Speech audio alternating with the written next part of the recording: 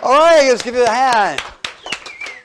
Now, what I want to cover is rather embarrassing for me because I kind of picture being me, all right, at 18, which is kind of like hard to believe, but I was 18, and being taken from this culture and put in a culture where you can't read anything, any sign, you don't know any of the language, you're making more money than an executive in a corporation, and you're 18. Imagine my life. So I wound up I made error upon error, mistake upon mistake. I did a lot of crazy, stupid things, to which I greatly regret. But the funniest thing is to have girls ask me to teach them kissing. And I was like, you want me to teach you kissing? And they go, hi. I went, okay. Where do you begin? But it wasn't just the girls, the guys wanted to know too. Oh, you teach them? No, I did not. All right. This is a laser at the end here. All right, so I was shocked. I mean, what would you do if someone wanted you to teach them kissing? Isn't that weird? So, pardon?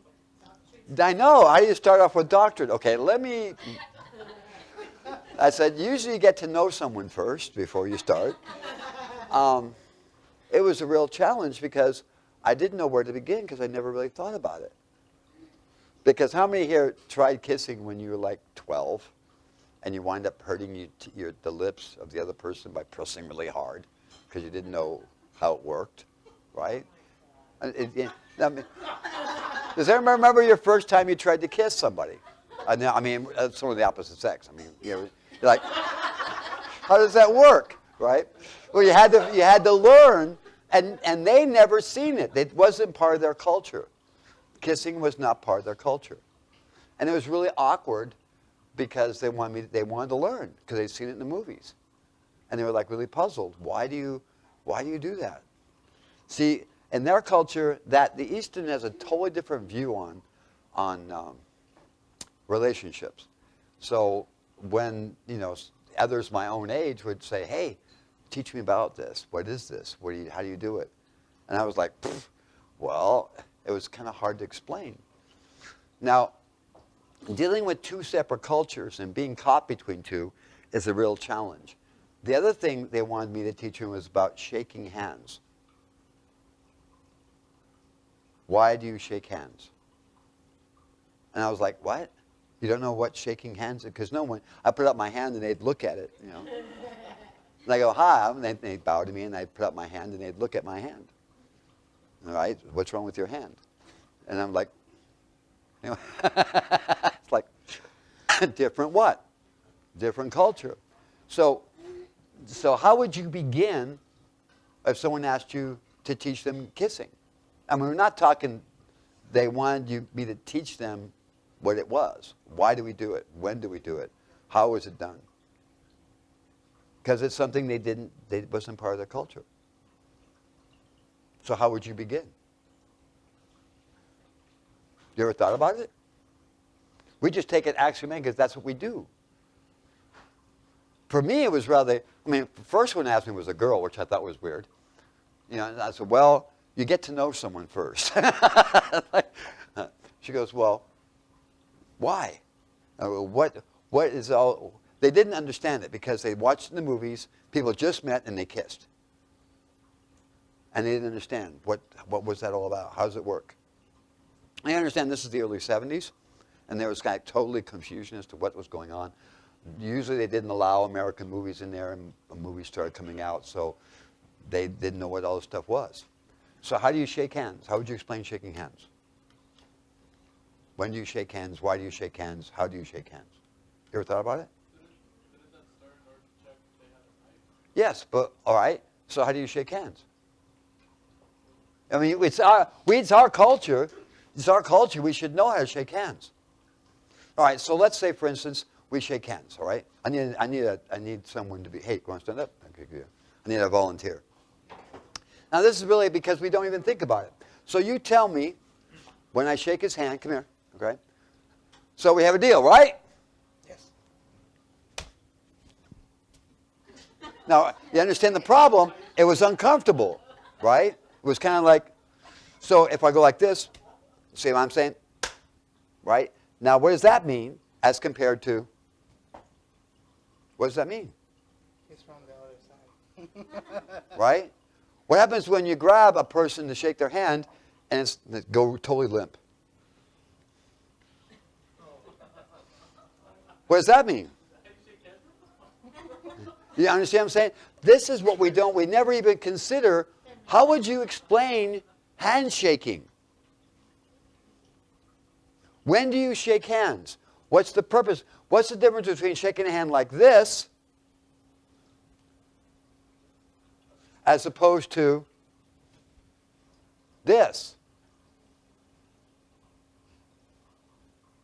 Because I've shaken hands with people, especially when we're dealing with the money. And when it's talking about, okay, they're going to give me $25,000 to install this computer system or whatever. $25,000 is a lot. And when they shake my hand, they put their hand out straight and they see how my hand shakes. And that handshake determines everything. If you're going to come in like this and go like that, what does that say? You're going to lose in this deal, and I'm going to gain. If I come in like, if you ever see Trump when he shakes hands, how does he do this? He does it like this. Why? What is that telling him? You are the one to gain. I will give. When it's just, it's straight up and down. That's equal. We never even recognize it. Then we shake like this. Grab my hand. What does that mean? And you see that a lot. No, it's more than friends. Not only do we make the deal, when we make the deal, I got your back if things go wrong. The other person responds with the same. Neither one will let the other one go down. And yet that's handshaking. So when someone says, teach me how to hand, the shaking hand thing, teach me shaking hand. I'm like, okay. But it was hard to explain. Now, how does a woman shake hands with a man? If she shakes a man's hand, I don't want to use you as an example, all right? You're hardly feminine, okay? So, all right, put out your hand, all right? If we're going to shake hands, how do we shake hands? You see the problem? You shake hands with a woman differently. If she shakes like a man, now we got problems. Right? So there should be some, right? My hand is up. Your hand is down. I hold it. Right? I take nothing from you except what's business. Why? Because she's the opposite sex. I will not take advantage of you. But we don't recognize that when we shake hands. And women shake hands like men. It's like, I don't want to do business with you at all. Because they don't understand even how to shake hands. So when it comes to kissing, what are we doing when we're kissing? Why do we kiss? And then the first question comes to your mind is, well, what do they do if they don't kiss? And I had a girlfriend that showed me. Not bad. Mayumi was her name. Anyway, now I've lost my, there's my ticker. Okay. Right. So you're going to have, when you're in that situation, you need someone to give you what? Doctrine, reproof, and what? And I needed tons of it. Right? Because I had no idea. So what's their culture different? Well, their culture, they don't shake hands. What do? They bow. So I made the deal. I'll teach you about kissing, you teach me about bowing. And I had to be really cool about this. Because the difference between a Japanese man and a Japanese woman is so weird. Not like, like our culture. You don't think like we do. or else you get in all kinds of trouble. All right. So let me begin on that. Let's find out about the difference in cultures. All right. Whenever we, again, from a top point, right, seeing things from both what? Sides. How many are really still thinking about teaching how to kiss or teaching what kissing is? Still working about that? All right. Okay. You dropped it off? Okay, good. All right. So even though we see it from our point of view, we think it the wrong way. We think it from our point of view, and it gets confusing. The question is to see it from God's point of view, above. So let's replace that, and let's look at the word worship, right? We all know what worship is. Who knows what it is? When you're talking about, we know what worship is.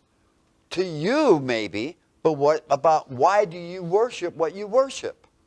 What is worship? So when you're talking about worship, what does it mean? So we're going to have different points of view here.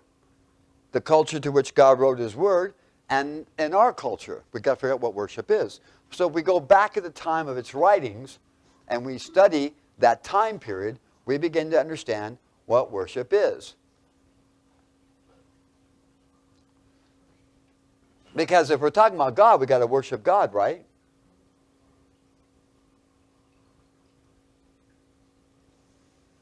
All right, so let's look at the Greek and Roman, where we come from, our culture. When we're talking about worship, at the time of the writings, you hear this phrase from the Greeks and Romans. If it be the will of God, if it be the will of Mars, if it be the will of Apollo, if it be the will of Jupiter, if it be the will of Hera, if it be the will of Mercury, right? So if you're going to send a message, you would say, well, if the will of Mercury is my message to get through, he will get it through. If I'm going to go into battle, if it's the will of Mars for me to win in this battle. Because each one of the gods was worshipped for its specific purpose. And the problem with them is they're benevolent, right? They care and then they don't care. They help and then they fight against you. They're also capricious, which means that at the slightest whim they could change and be different. So you never knew what the gods were going to do. There was no Bible, there was nothing. They would just, cause lightning and thunder, and then there'd be, earthquakes, and you had no idea what they're going to do. Because so if it be the will of Mars, if it be the will of Jupiter, if it be the will of the gods, that's the phrase that they used. On the other hand, well, staying in this area, the emperors had a really unique situation. The emperors, the more the emperor acts like the different gods, Jupiter, Mars, if he had a great sexual perversion, because Jupiter he got it on with his aunt, he got it on with his sisters, he got it on with everybody. So this guy was like, he was very capricious. Everything that came to mind, he just did. So the more you acted like the gods as an emperor, you were warlike, you had sex with anything that stood still, whatever it was, the more you acted like the gods, the more favored you would be and worthy of worship. And then if you were so good, you got worshipped and you had your own temple. That's how it worked. And today we see that movie stars, people that just arbitrarily just go off without thinking about it, just do wild and crazy shit, we think they're so awesome because they're just like the gods that we appreciated in our culture and magnified. Now you got to have the proper hand motions when you worship. When you go into the temple of Venus, you would hold your hands like this. And Venus, when you went to Venus, Temple of Venus was like this. Temple of Athena was like this because that's what you did. If you went into temples of Jupiter, you had to hold your hand like this. So which is the right way? This way or this way to worship? See what I'm saying? This has nothing to do with the God of the Bible. This is strictly Greek and what? Greek and Roman. So these ideas are ridiculous. To make the sign of the terminus. What is that? Why do you have to do that? What does the hands have to do with anything? God gave us his what? Word. What does it have in it? Doctrine, reproof, and what? Correction. Why? So we would grow in the direction toward him by changing our heart, our thoughts, our mind, our identity. But if you're just talking about an external thing, because every day of the week you had to worship one of the gods. And each day you did something different. When we're talking about the east side, it's not even the same. So prayer, hand motions, and kneeling was required because you had to get on your knees. Is that how it was in the Bible? So this is what we're taught. This is our culture. This is what we're familiar with. This is what we're used to. This has got to be right. No, it's not, if the standard is the Word. But we're looking at the cultures, where we are, where we come from, and then we got the eastern side. As saith the prophets. Wait a minute, I thought it was whatever the gods felt like. No, God magnified his what? Word above his name. Therefore, God would never go against his word, ever. So if you know the word, you know what God's going to do. So you can't use the excuse, if it be the will of. You can't. All you know the word, that's it. You're set.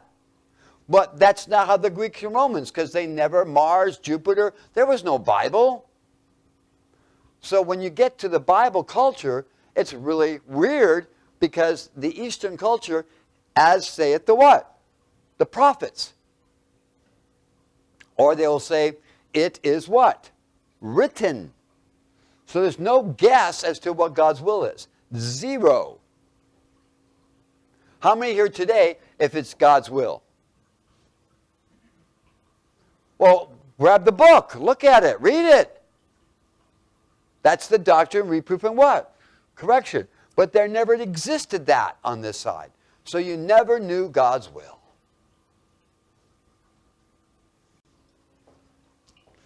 So on this side, as saith the prophets, it is written. Now watch this.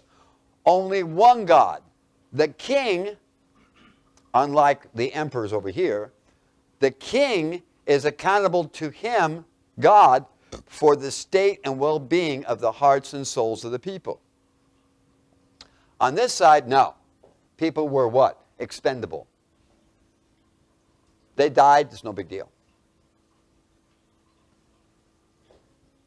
If you ever look at the Cyrus or going through Darius the Great, and you read what they wrote and what their commitment was, it's quite amazing. Because whatever it took for the growth and development of his people. Totally different. So Eastern culture is totally different than the Western. Now why am I saying this? Because we're looking at the word of what? Worship. Just like I explained to you, they'd never seen kissing before. They didn't know how to shake hands. And most people in our own culture, if I ask them, why do you shake hands? They can't tell me. If someone asks you, explain to me shaking of hands. How do you shake hands with someone that's more powerful than you? How do you shake hands with someone who's younger than you? How do you shake hands with someone of the opposite sex? Anyone here could tell me? Who would you go to? Yeah, it's your culture.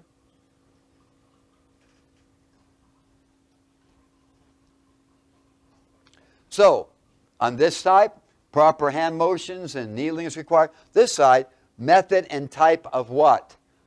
Bowing. You don't touch another person's body. Person's body is private. You don't touch another person's body. So shaking of hands is not even an option.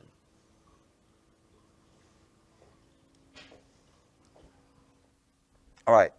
So let's look at the Greek and Roman and Persian, okay? This is our big deal. Shaking of what? Hands. And as he mentioned, the object of shaking of hands is because they wore long robes. And in the robes was usually a dagger. And since the dagger was done in the left arm, once you captured their right arm, they would hold it like this.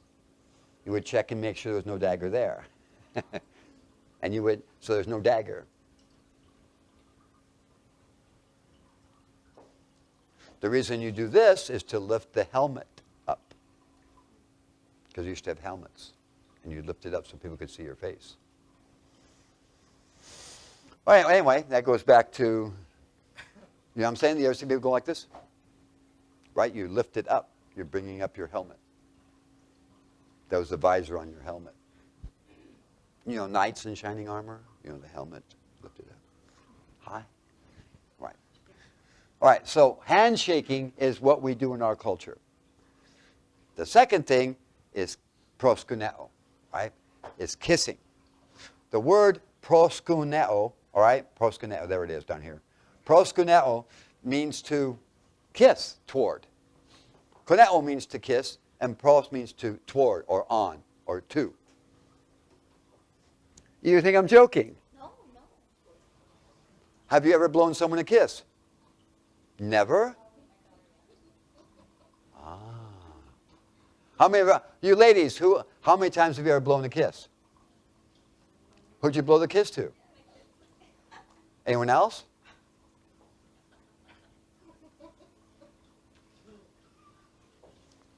You see people go to a movie star where all the movie stars are showing up. They go, mwah, mwah, right? They're throwing kisses. If you go to Europe and you greet someone, what happens? You get a kiss on your left and on your what? Right cheek. They kiss you. What if you're a dude? Dude, that's how they do it. You don't kiss a woman. You kiss men on the cheek. Proskuneo. So this is what we don't understand because we've only experienced our culture. But when you go to another culture, it's totally different. When you're in Europe, when you walk in a room, you'll find that there is the oldest person there. You don't greet anybody until you greet them, and what do? You kiss their what? Their hand. So you walk in, and you would come up to them, and they would put out their hand, and I would take it, just like that, and then kiss. That's it. That shows honor and respect. Person may be 80 years of old. I'm not saying you are. But you still do that. You respect the oldest first before you greet anyone else. That's if you're in Europe. Also in Eastern Europe as well. Mediterranean, same way. So there has to be this honor of kissing. Now, as being I was raised a Roman Catholic, what do you do when you venerate the statue and you're there to honor it? You kiss it, proskuneo. You kiss the statue. When you come before the bishop and he shows you his ring, what are you supposed to do? Kiss the what? Ring.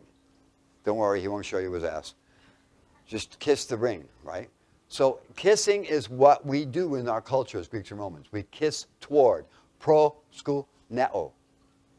We kiss toward it, or prokunesis. All right, so that's this side. We shake hands, and whatever we worship and what we honor, what we love, what is important to us, we kiss. And if you were to have, okay, I have a question. You're expecting a paycheck, and when you get it, it's twice as much as what you have. What do? Mwah! Why? That was the hardest thing for me to explain because I took a Japanese girl to the movies and she didn't understand what the hell was going on. He just kissed that. Why? And I'm like, well, oh boy, now let's back up. What did I forget to tell you? All right, do you understand? We don't even think about the dumb stuff we do. Most of us don't even think, right? We just, you don't know even why you do it. And we criticize everybody else because they're not like us. All right, explain why you do it. Yes? Okay. Horse race ticket. They got 3 or 4 of them. And one's a winner. What do they do? The one's the winner. Kiss it. Does this make? Do y'all stop and think about all the things that you've kissed? Why did you kiss it? What was the reasoning behind it? Explain it to someone in Asia why you did it. You see the problem? So when people ask me, they say, would you teach me kissing? Now you see the complexity of it. I was playing spades with him, and he kissed the hand he had. He went, oh, mwah! Like, what? He kissed 5 cards. Then he started kissing his own arm.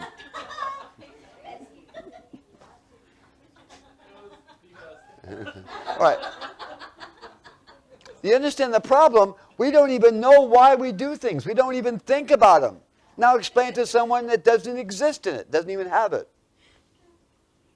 You see the problem? Why do you kiss? Especially when you start talking to a woman, okay? I want me to teach you about kissing. All right, I'll teach you about kissing. Then, well, that's not how you kiss a baby. Well, no, you're not a, well, okay, it's different. Well, all right, let me explain. Wow. All right. You get confused because you misunderstand. And then when you try and teach someone else, they can really get misunderstood. It's a totally different world. So when we're talking about words, we know what we mean by the words, but that's not how it's written. So this, proskuneo, is how our culture lives by. On the eastern side, it's what? Bowing. And in the extreme case, bowing. Both of these are called shaka. Everybody got that? So, what do? We touch each other, grabbing each other's hand. And then we go for the kiss. Even in fact, she came in and she said, can I give you a kiss? I understood what she was saying, so I said, sure. Basically saying thank you. But in Asia, that is not going to make any what? Unless they've watched a lot of movies and been around a lot of Americans. Yes? Yeah, our bird kisses, that's right. He says thank you by going, he doesn't even got any lips. He takes his tongue and he pushes against his beak and makes that sound. That's how he says thank you. Because it's hard to say thank you when you just go, so. Does everybody understand that? All right. So this is shika, right? We ready? What's this called? What's this called? Shika. All right. Bravo. Awesome. All right. This is called proskuneo, right? Or the act is proskunesis, but it's proskuneo, okay? It just means to kiss toward. And you see that. I mean, I've been where girls would go, I go, okay. What are they doing? If you blew a kiss to a guy, what would you be doing it for?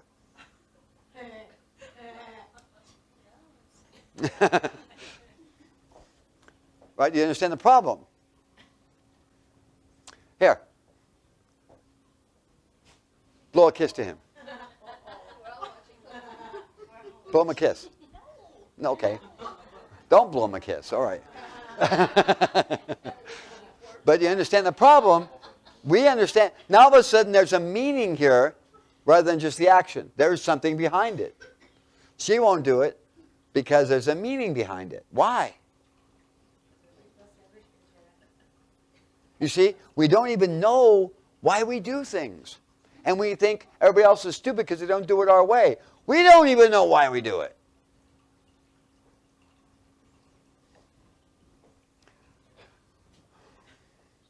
Now, is there a problem? Oh, yeah, there's a big problem. Guess what the translators translated these as?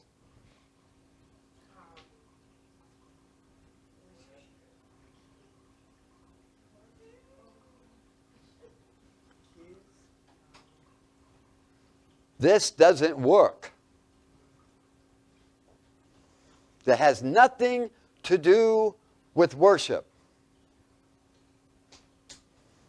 All right, so let's go a little deeper here. Let's find out, let's look at it from this side. Because we know what worship is. Oh my God. I mean, Patricia used to worship the Beatles, okay, when I first met her. I mean, literally, she worshiped the Beatles. She had pictures of them. She had all their albums. She had the White Album. She had what the other one was called? She had everything. She had pictures of all the Beatles.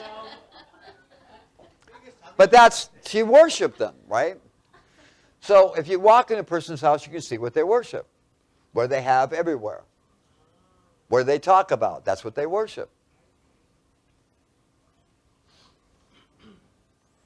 So we would just, you see guys with pictures of them go, mwah, right? And it could be a car, picture of a car. It could be a job offer. Mwah. It could be your certificate of graduation.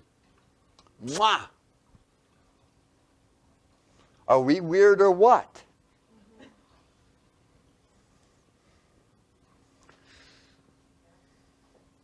What is worship? So, who worshipped what in the time of the writings of the Bible in the Greek and Roman culture? Well, every day you worship the daily gods.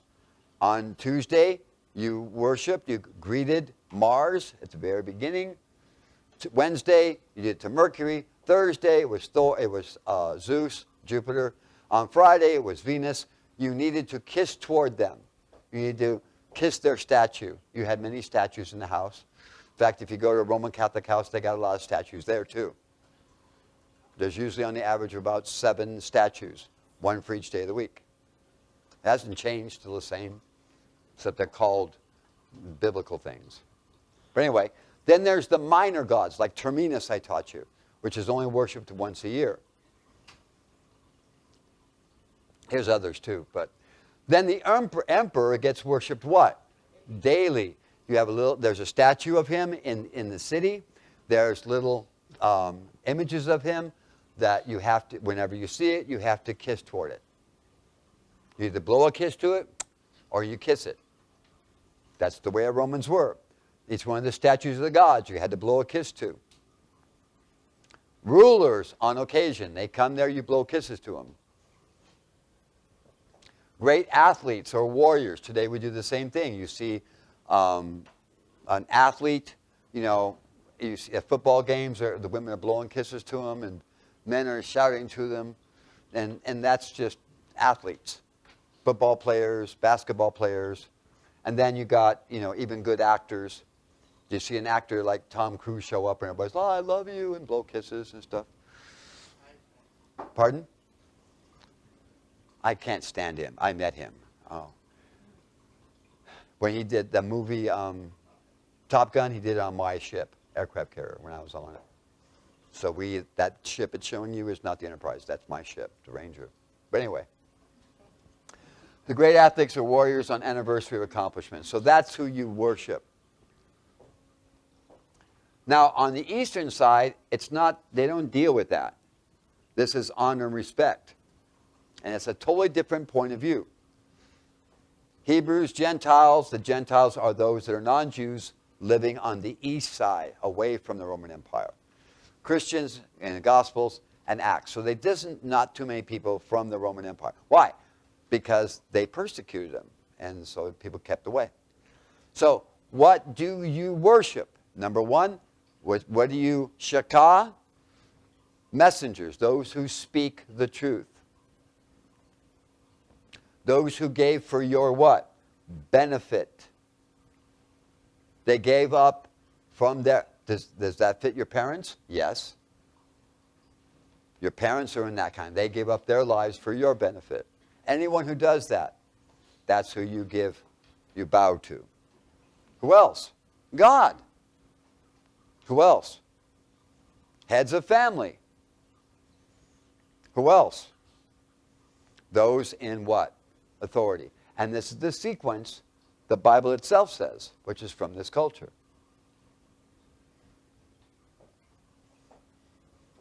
So do we have a problem?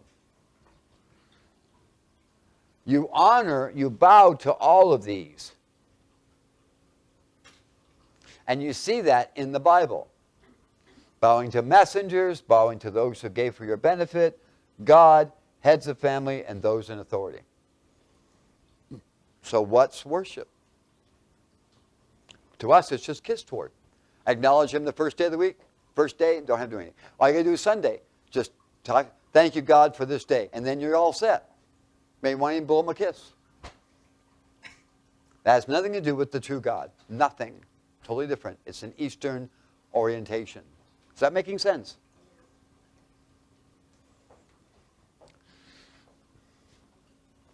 All right, now let's look at the next word. This does not exist in the Greek and Roman culture. It does. They're called Roman soldiers. They serve Rome. That's the only, they serve Rome. That's a Roman soldier. That's the only place a Roman uses that. And then the Greek word is latruo. Latruo. That's what's the Greek word. It's translated serve. All right, so let's look at serve. What does the word serve mean and how is it used? All right, Greeks and Romans, they what? Serve no one. They didn't do the labor, the slaves did the labor. They don't serve anyone. And in order to be a Roman citizen, you had to, if you were from outside Rome, if you didn't have a Roman bloodline, you had to serve in the military. And after serving for 20 years, then you got to be a Roman citizen. Totally different. So from the Greeks and Roman side, I serve no one, right? They're their own, they are in charge, they don't do anything. But when we take it over here, the Hebrews, Gentiles, and Christians in the Gospels in Acts 2, 9 through 11, it becomes totally different. You only serve who? So who do you bow to? They're the five. What were they? I'm not going to take you there. What were the five? Messengers. Those who give their life for you, which includes your parents and stuff. God. Head of the family. Right. Now, let me tell you a secret. If you're dealing with anyone from Asia, first thing you mention is what? God. If you do not, they will not accept you as or even related to God. Your speech always, on first time of meeting people, has to mention who? God. It's embedded in their culture. Second thing you mention is your culture, your country. Third thing is your family. Got it?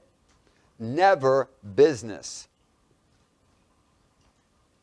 And you mention that order. So it's the quickest way to do it is to say, well, how has God blessed your family and your country? Now you mention God, family, and country really quick. That's a shortcut. Yeah, you don't want to waste time. You just want to make sure it gets done. But if you don't mention those things, they won't talk to you. They'll just stare at you. All right. This idea here, this is like really, really important. What does the word serve mean? To align one's reality, priorities, and identity with the one who has called you to what? Serve. Where do we have that in our culture? We don't have Roman soldiers. What we have? Marine Corps. They do not call themselves by anything else except to call themselves a Marine. They are trained that way. That's what a Marine, when you go to Marine training, your name means nothing. That you're a Marine means everything. It's a totally different thing.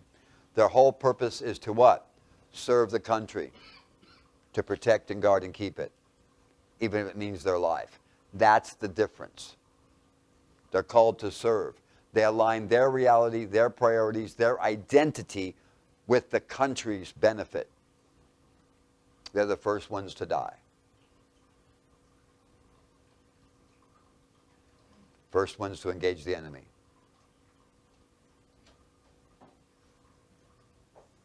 Special kind of person. So when you serve God, it means your identity, your reality now must change to conform to whose? God's. Your priorities now must be whose priorities? God's. And your identity is what God says you are. Period. That's what it means to serve. So when you get on this side, they worship, they bow to God, to those who benefit them, they do everything. But one thing, they only serve who? God. You can try and convince them of a different reality. You can try and convince them of different priorities. You can try to convince them of a different identity. They will not accept it. And you see that time and time again from Daniel all the way through the whole Bible. They only served who? God. They would bow to him, but they wouldn't budge. They served only God. Does this make a difference?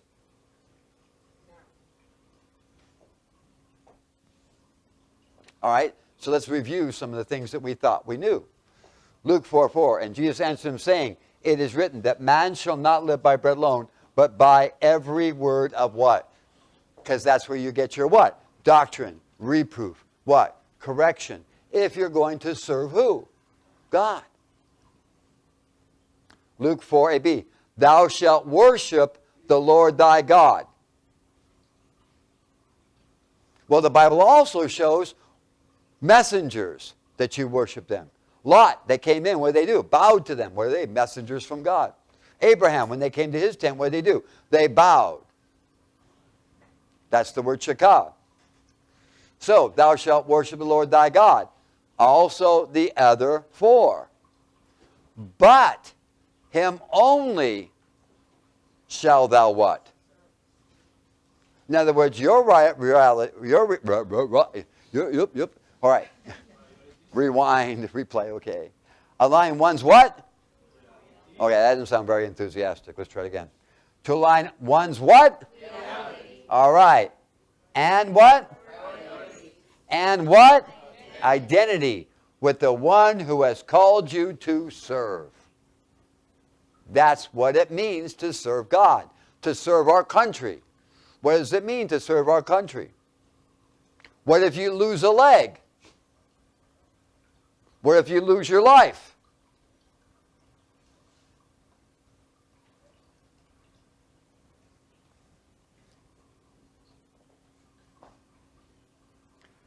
I give respect and honor to everyone who's do it. But I only serve who? God. People want the power of God. They want God to come into being. Well, that ain't happening unless you're serving him. No service?